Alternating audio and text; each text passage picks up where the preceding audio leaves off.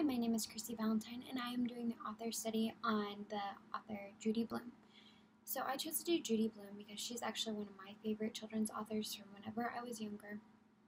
I really like her style, the way she writes. She is known to,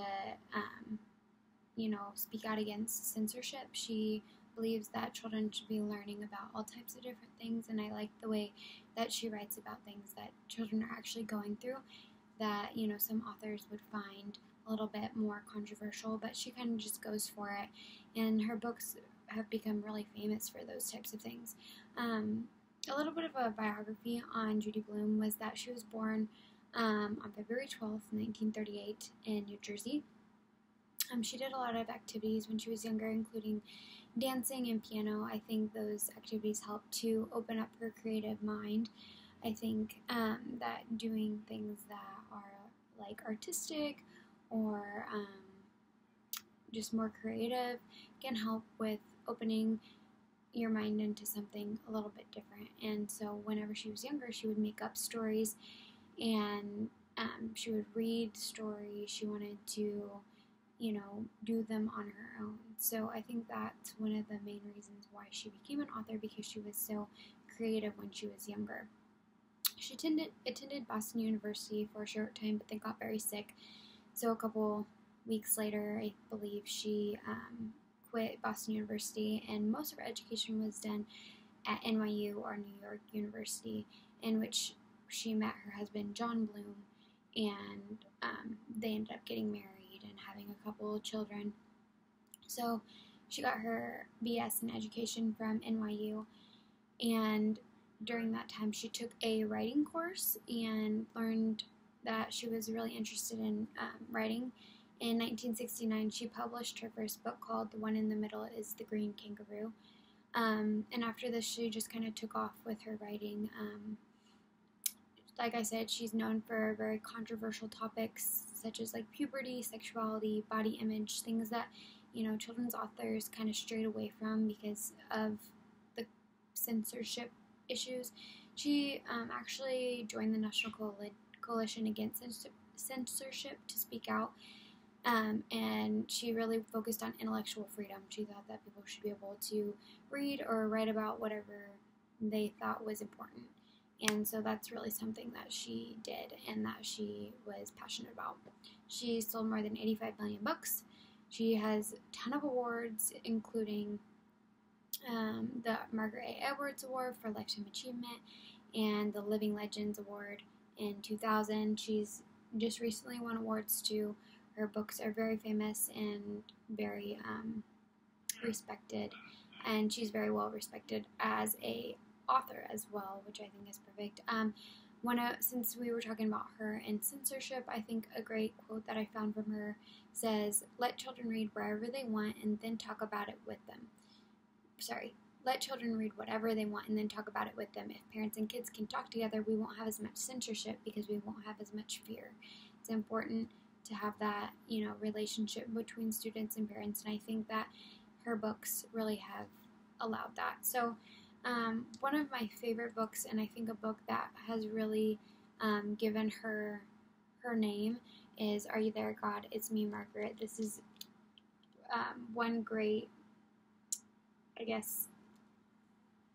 example of her censorship. It talks a lot about issues that, preteens go through, dealing with a lot of actual issues rather than, just happy-go-lucky things that a lot of children's authors write about. So I will read aloud maybe a couple. So it's a chapter book, so I obviously can't read the whole thing. There's no pictures or anything, just a simple chapter book. Are you there, God? It's me, Margaret. We're moving today. I'm so scared, God. I've never lived anywhere but here. Suppose I hate my new school. Suppose everyone there hates me. Please help me, God. Don't let New Jersey be too horrible. Thank you. We moved on the Tuesday before Labor Day. I knew what the weather was like the second I got up. I knew because I caught my mother sniffing under her arms. She always does that when it's hot and humid, to make sure her deodorant's working. I don't use deodorant yet. I don't think people start to smell bad until they're at least 12, so I've still got a few months to go. I was really surprised when I came home from camp and found out our New York apartment had been rented to another family and that we owned a house in Farbrook, New Jersey. First of all, I have never even heard of Farbrook. And second of all, I'm not usually left out of important family decisions. But when I groaned, why New Jersey? I was told Long Island is too social, Westchester is too expensive, and Connecticut is too inconvenient.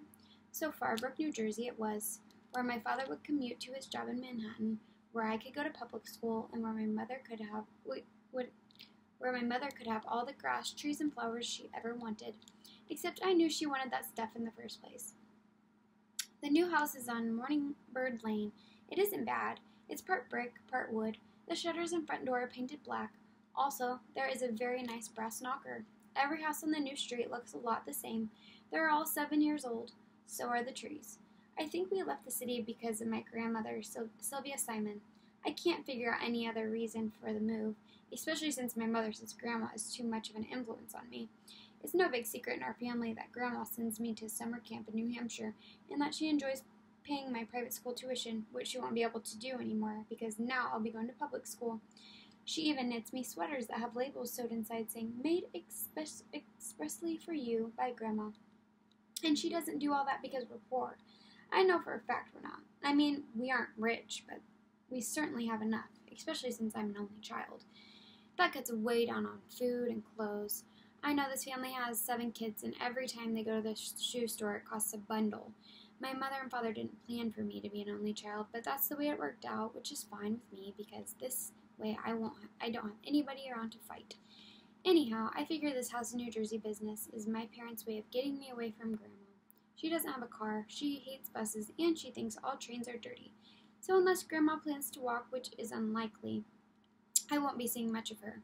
Now some kids might think, who cares about seeing a grandmother? But Sylvia Simon is a lot of fun, considering her age, which I happen to know is 60. The only problem is she's always asking me if I have a boyfriend and if they're Jewish. Now that is ridiculous, because number 1, I don't have boyfriends, and number 2, what would I care if they're Jewish or not? So that's just the first chapter. I don't really have enough time to read another one, but just in that one chapter alone, we see, it talks about deodorant, which has to do with puberty. It talks about religion and, boyfriends, just things that actual preteens might be realistically thinking about. I know as it goes into it, there's a lot more,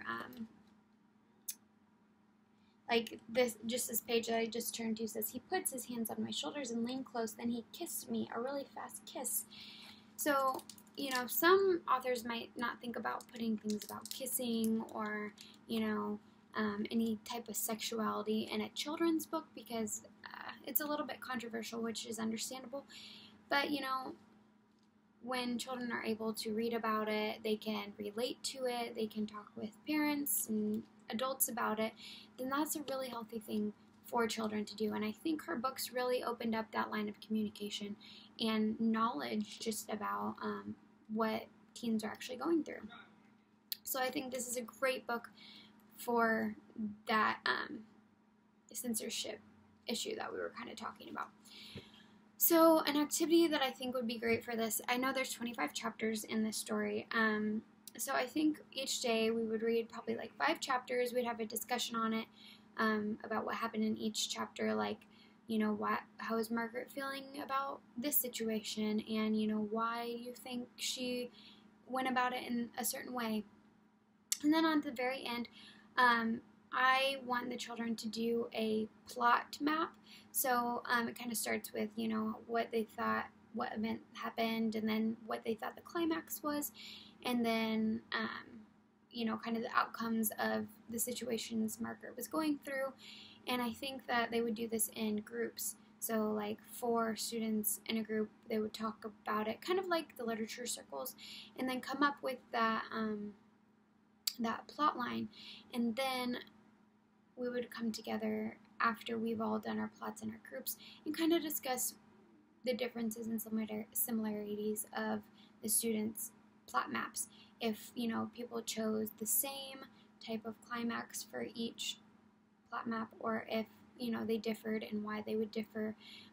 If they thought some of the problems were the same, some of the outcomes were the same. I think it would be a great kind of discussion to get into with students, and I think that it kind of reminded me of the literature circles we did within this course, and it would be just really helpful for the future readers to be able to communicate about a book and learn more from it, get some information from it, something that they may have not thought about before or caught within the book. That's why I thought it would be best to do it within groups. So I think a plot map would be great. I think discussion, a literature circle, all types of stuff like that would be great for reading this book and doing it in like 5 chapters at a time. So overall, I think Judy Blume is a great children's author. I think that, her talking about things that children should be learning about is, definitely controversial, but beneficial for our students. And I mean, probably like 4th, 5th, and older, but I think this is a great book, and I would recommend it for growing and developing students. Thank you so much.